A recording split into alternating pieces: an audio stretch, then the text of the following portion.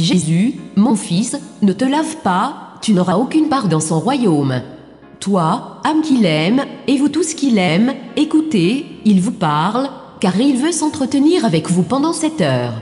Jésus ne vous éloigne pas de son autel même si vous vous y approchez avec une âme malade recouverte de plaies ou asservie par les passions, ces mêmes passions qui, comme des lianes, ligotent votre âme et vous gênent spirituellement, pour vous livrer ainsi emprisonné au pouvoir de la chair et de son roi, Lucifer. Jésus, le rabbi de Galilée, celui que les lépreux, les paralytiques, les aveugles, les obsédés, les épileptiques appelaient à grande voix, « Fils de David, aie pitié de moi !» Jésus, le rabbi qui tend la main à celui qui se noie, et lui dit, « Pourquoi doutes-tu de moi ?» Jésus, le rabbi qui dit aux morts, « Lève-toi, et vis. Je le veux. Sors de ton sommeil de mort, sors de ton tombeau et marche, et il vous rend à ceux qui vous aiment. » Et qui est-ce qui vous aime, ô ses bien-aimés? Qui vous aime d'amour vrai, d'amour non égoïste, d'amour non variable? Qui vous aime d'amour non intéressé, non avare, et a pour but de vous donner ce qu'il a accumulé pour vous, en vous disant, « Prends. C'est à toi. J'ai fait tout cela pour toi afin que cela t'appartienne et tu puisses en profiter. » Qui? Le Dieu éternel. Et Jésus-Christ, c'est à lui qu'il vous rend. À lui qui vous aime. Jésus ne vous éloigne pas de son autel, parce que c'est sa chair, son trône, la demeure du médecin qui vous guérit de tout mal. D'ici, il vous apprend à être confiant. D'ici, roi de la vie, il vous donne la vie. D'ici, il se penche sur vos maladies et il les guérit avec le souffle de son amour. Jésus fait plus encore, ô Fils. Il descend de cet autel et vient vers vous. Le voilà apparaître à la porte de ces églises. Peu nombreux sont ceux qui y pénètrent, et encore moins nombreux ceux qui y pénètrent avec une foi sûre. Le voilà. Comme une figure de paix, il se montre dans vos rues où vous passez accablés, empoisonnés, desséchés par la douleur, par l'intérêt, par la haine. Il vous tend les mains. Il voit bien que vous trébuchez de fatigue sous les pierres énormes que vous vous êtes imposées et qui ont pris la place de la croix qu'il vous avait mise dans la main pour qu'elle vous soutienne comme le bourdon soutient le pèlerin. Voilà qu'il vous dit, entre. Repose-toi. Bois, parce qu'il voit bien que vous êtes exténué, assoiffé. Mais vous ne le voyez pas. Vous passez tout près, vous le heurtez, tantôt par malveillance, tantôt par manque de vision spirituelle. Parfois vous le regardez, mais vous savez être sale et vous n'osez pas vous approcher de la candeur de sa divine hostie. Mais cette candeur, c'est avoir pour vous de l'indulgence. Apprenez à le connaître, homme méfiant, car vous ne le connaissez pas. Écoutez. Jésus a voulu quitter la liberté et la pureté dont est formée l'atmosphère du ciel et descendre dans cette prison qui est la vôtre, dans cet air vicié, pour vous aider, parce qu'il vous aime. Il fait plus que ça, il s'est privé de sa liberté divine et il s'est rendu esclave d'une chair mortelle. L'Esprit de Dieu renfermé dans une chair, l'infini renfermé dans une poignée de muscles et d'ossements, soumis aux voies de cette chair persécutée par le froid et le soleil, par la famine, la soif, la fatigue. Il aurait pu ignorer tout cela. Il a voulu connaître les tortures de l'homme déchu de son trône d'innocence. Il a fait cela pour vous aimer davantage. Cela ne lui a pas encore suffi. Il a voulu, car pour être indulgent, il faut connaître ce que supporte celui qu'on traite avec indulgence. Il a voulu éprouver l'assaut de tous vos sentiments pour connaître vos luttes, comprendre quel genre de tyrannie sournoise Satan glisse dans votre sang, comprendre comment il est facile d'être hypnotisé par ce serpent si on baisse, ne serait-ce qu'un instant, les yeux sur son regard séduisant, en oubliant de vivre dans la lumière. Le serpent ne vit pas dans la lumière. Il se cache dans les coins sombres qui paraissent reposants mais qui sont dangereux.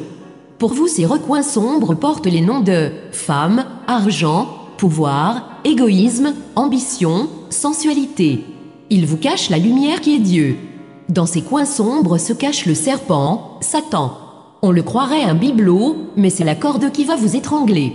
Il a voulu connaître tout cela parce qu'il vous aime.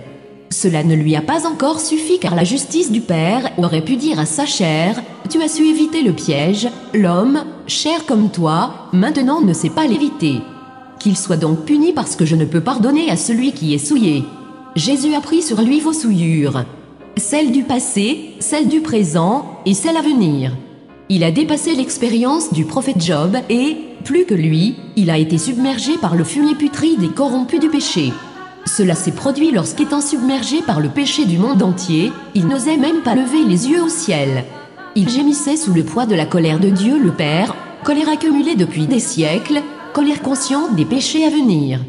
Un déluge de péché sur la terre depuis ses débuts jusqu'à sa fin.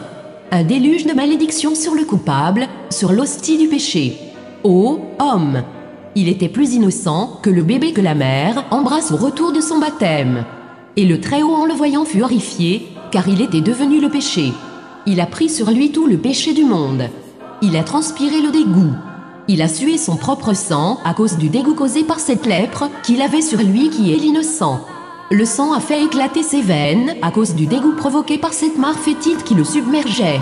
Et pour achever cette torture, pour presser encore plus son sang hors de son cœur, à ses souffrances s'est ajoutée la douleur amère de la malédiction. En cette heure, il n'était plus le Verbe de Dieu, il était l'homme, le coupable. Est-il possible que Jésus, qui a vécu cela, ne puisse pas comprendre votre accablement et cesser de vous aimer parce que vous êtes accablé? Au contraire, c'est pour cela qu'il vous aime. Il n'a qu'à se souvenir de cette heure-là pour vous aimer et vous appeler « frère ». Mais pour que le Père puisse vous appeler fils, cela ne suffit pas, et Jésus, lui, veut qu'il vous appelle ainsi. Quelle sorte de frère Jésus serait pour vous s'il ne voulait pas que vous soyez vous aussi dans la maison paternelle? Voilà donc que Jésus vous dit, venez, que je vous lave. Personne n'est trop sale, au point de ne pas pouvoir être lavé par le bain de Jésus. Personne n'est trop propre, au point de ne pas avoir besoin de son eau. Venez. Son eau, ce n'est pas de l'eau ordinaire. Il y a des sources miraculeuses qui guérissent les plaies et les maladies de la chair. Cette eau-ci va même au-delà, car elle jaillit de la poitrine de Jésus-Christ. Voilà le cœur éclaté qui donne l'eau qui lave et purifie. Le sang de Jésus est l'eau la plus claire et propre qui soit dans la création. Avec son pouvoir, elle peut effacer toute infirmité et toute imperfection. Votre âme redevient blanche, propre, digne du royaume. Venez, laissez que Jésus vous dise « Je t'absous de tes péchés ». Ouvrez-lui votre cœur. En lui sont les racines de tous vos maux. Laissez Jésus y pénétrer. Permettez-lui de défaire vos bandages. Est-ce que vos plaies vous dégoûtent? Éclairées par la lumière du Christ, elles vous apparaissent telles qu'elles sont, un fourmillement de vers dégoûtant. Ne les regardez pas. Regardez les plaies du Christ. Laissez-le faire. Il a la main légère. Vous ne percevrez qu'une caresse, et tout sera guéri. Un baiser, une larme, et tout sera purifié. Oh, comme vous serez beau alors autour de son autel. Ange parmi les anges du ciboire.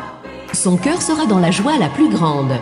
Il est le sauveur et il ne méprise personne. Il est aussi l'agneau qui aime se promener parmi les lys et se plaît à se laisser enivrer par leur candeur. C'est pour vous redonner cette candeur qu'il s'est incarné et qu'il s'est laissé immoler. Oh, Jésus-Christ voit comment le Père vous sourit et comment il vous inonde de ses splendeurs d'amour, la souillure du péché vous ayant quitté. Venez à la source du Sauveur. Que son sang coule sur l'âme contrite. Qu'une voix, le reflet de celle du Christ, prononce les mots « Je t'absous au nom du Père, du Fils et du Saint-Esprit ». Amen. Fin de l'extrait du livre s'intitulant « Une heure avec Jésus », dicté par Jésus à Maria Valtorta. Cordialement gloire à Jésus-Christ, le Fils de Dieu.